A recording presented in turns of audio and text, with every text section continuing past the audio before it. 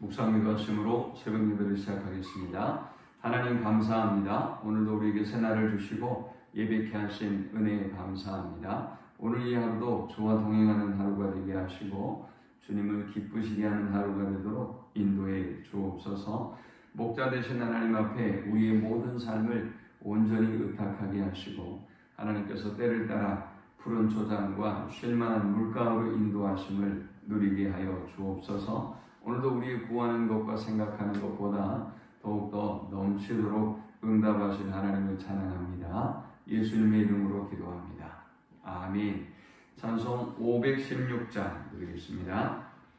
옳은 길 따르라 의의 길을 세계 만민의 참된 길 이 길 따라서 살기를 온 세계에 전하세 만 백성이 나갈 길 어두운 밤 지나고 동튼다 환한 빛 보아라 저기 주 예수의 나라 이 땅에 곧 오겠네 오겠네 주 예수 따르라 승리의 주 세계 만민이 나갈 길과 진리요 참 생명 내 창검을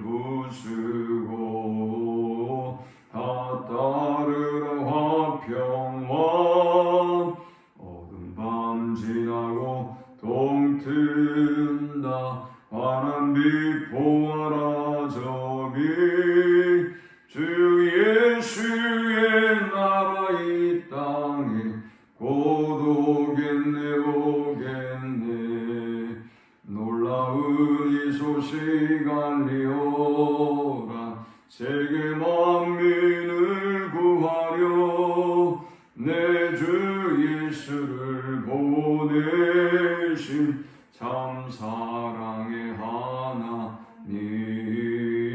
만 백성이 따를 길 어두운 밤 지나고 동튼다 환한 빛 보아라 저기 주 예수의 나라 이 땅에 곧 오겠네 오겠네 고난 길 외치고 찾아온 길 많은 백성을 구한 길 모두 나와서 믿으면 온 세상이 마침내 이 진리에 살겠네 어두운 밤 지나고 동튼다 환한 빛 보아라 저기 주 예수의 나라 이 땅에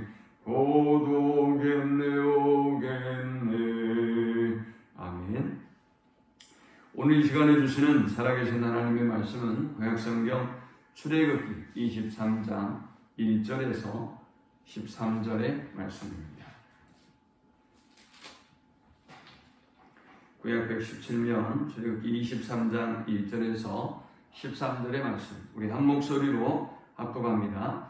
너는 거짓된 풍설을 퍼뜨리지 말며 악인과 연합하여 위증하는 증이 되지 말며 다수를 따라 악을 행하지 말며 송사의 다수를 따라 부당한 증언을 하지 말며 가난한 자의 송사라고 해서 편벽되이 두둔하지 말지니라.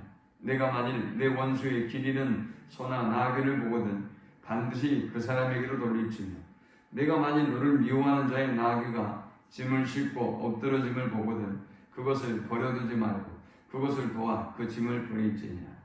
너는 가난한 자의 송사라고 정의를 굳게 하지 말며 거짓 일을 멀리하며 무지한 자와 의로운 자를 죽이지 마라.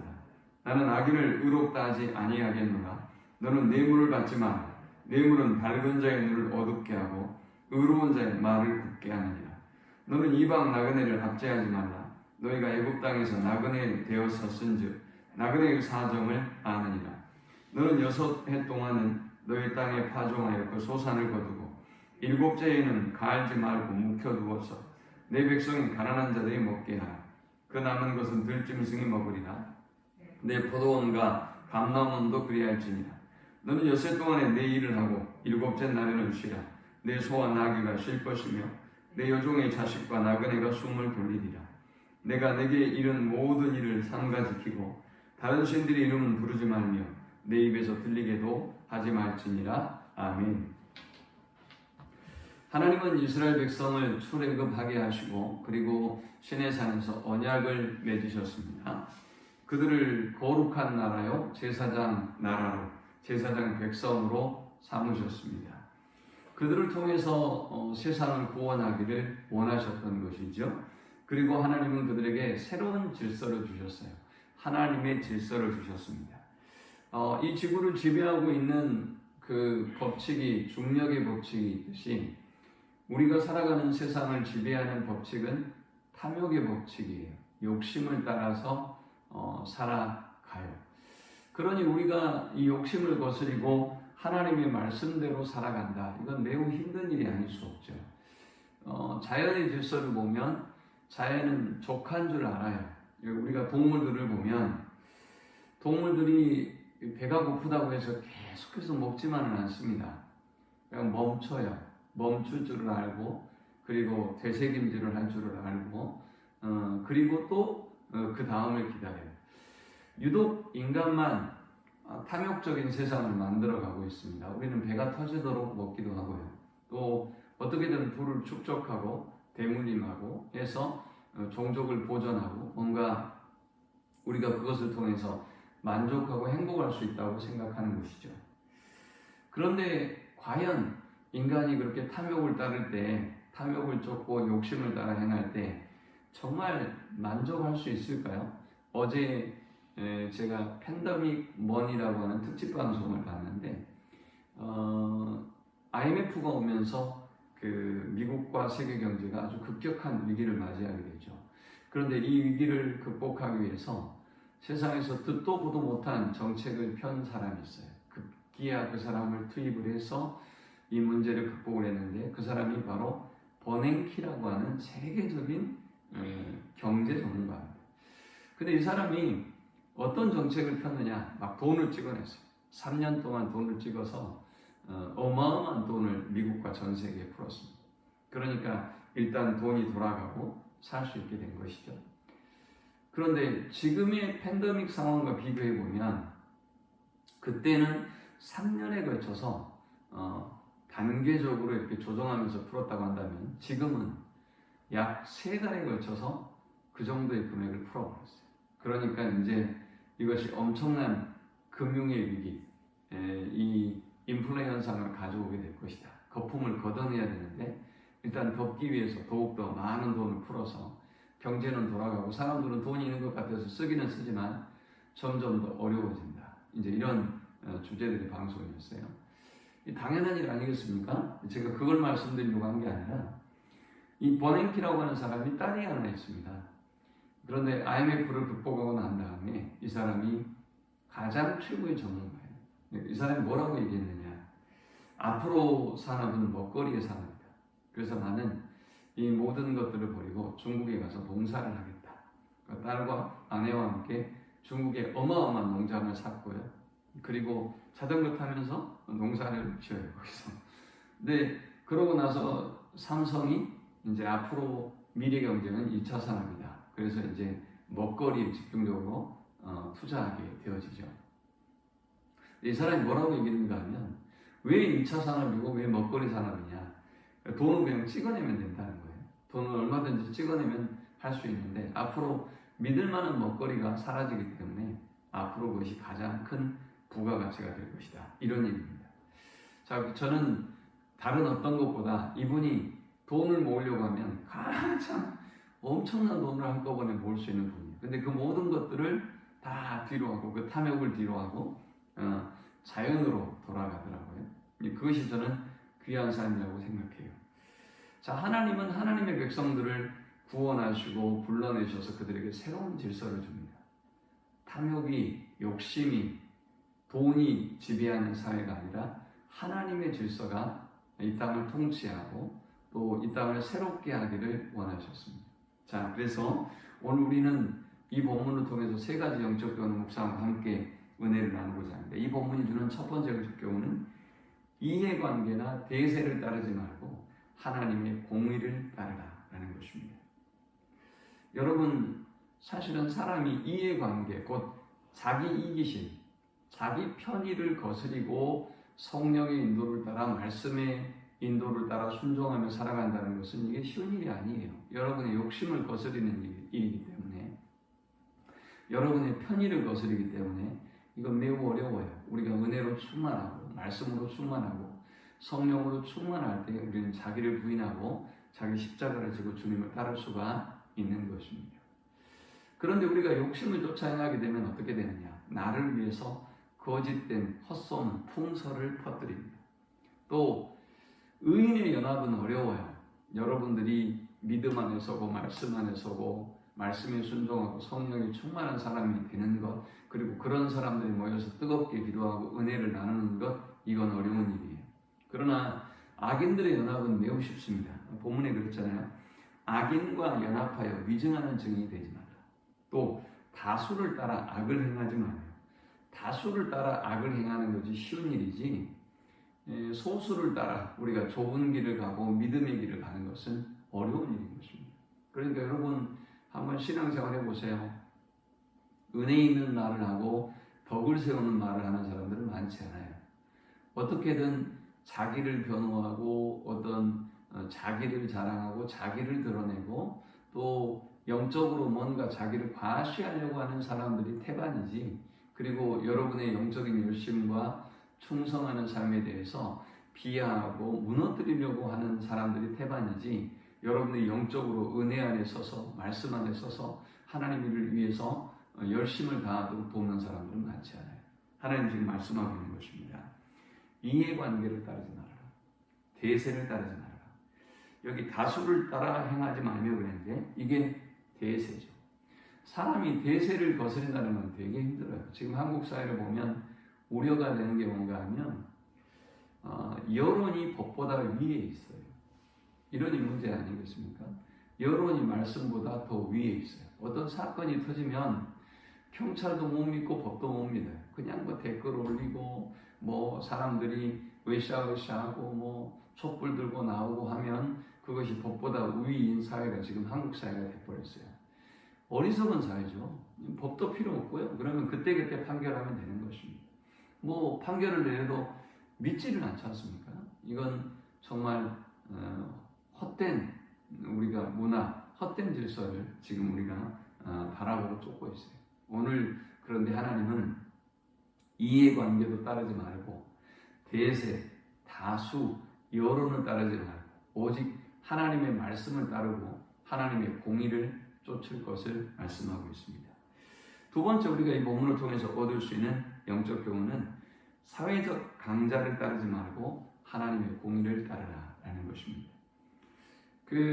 어제 특집 방송에서도 그랬듯 세상이 욕심을 따라 살아가면 빈익빈 부익부 현상이 반드시 나와요. 이것이 이제 점점 더 대립이 되는 것입니다. 지금 미국만 하더라도 13만 가구가 이제 이 팬데믹 상황이 길어지니까 미국은 렌트 문화잖아요, 거기가.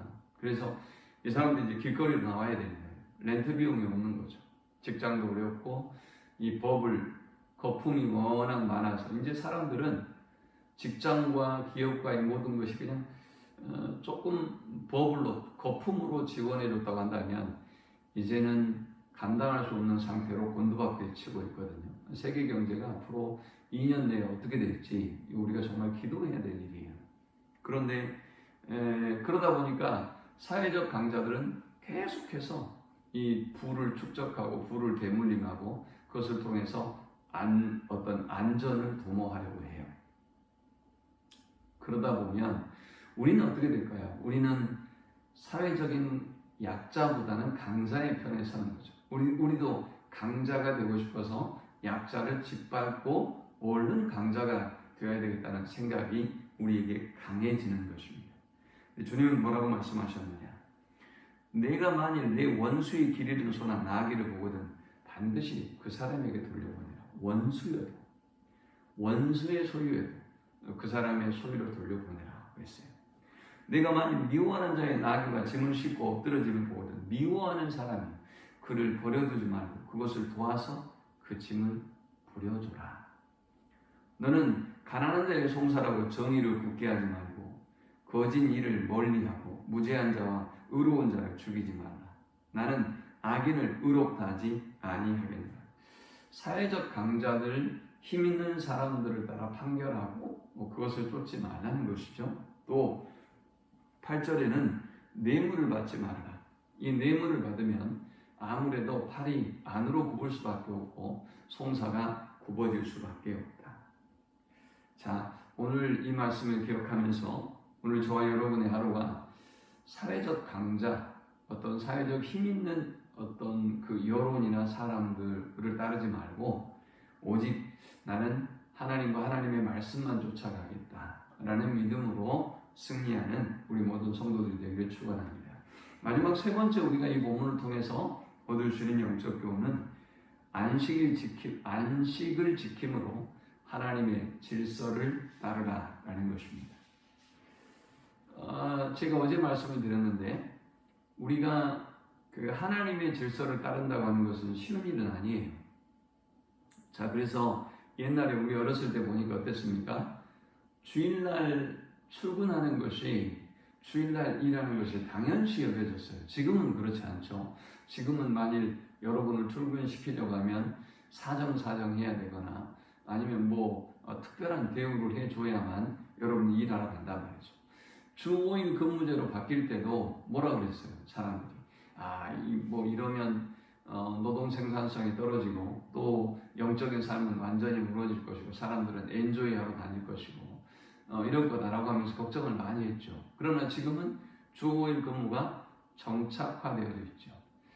만일 우리가 하나님의 질서를 외면하고 즉 6일 일하고 일했죠 쉬거나 또 안식년 6년 동안 살다가 보니 종이 되고 노예가 되어졌는데 이 사람이 종살이를 하고 노예살이를 하다가 다시 회복하는 그런 안식년의 법 그리고 또 희년의 법 다른 사람의 소유를 다시 제자리로 돌아오게 하는 50년째 되는 희년의 질서를 따른다는 것은 쉬운 일은 아니에요. 왜냐하면 우리는 중력을 따르는 것처럼 우리의 욕심을 따라 살거든요. 이기심을 따라서 사는 존재이기 때문에 그래요.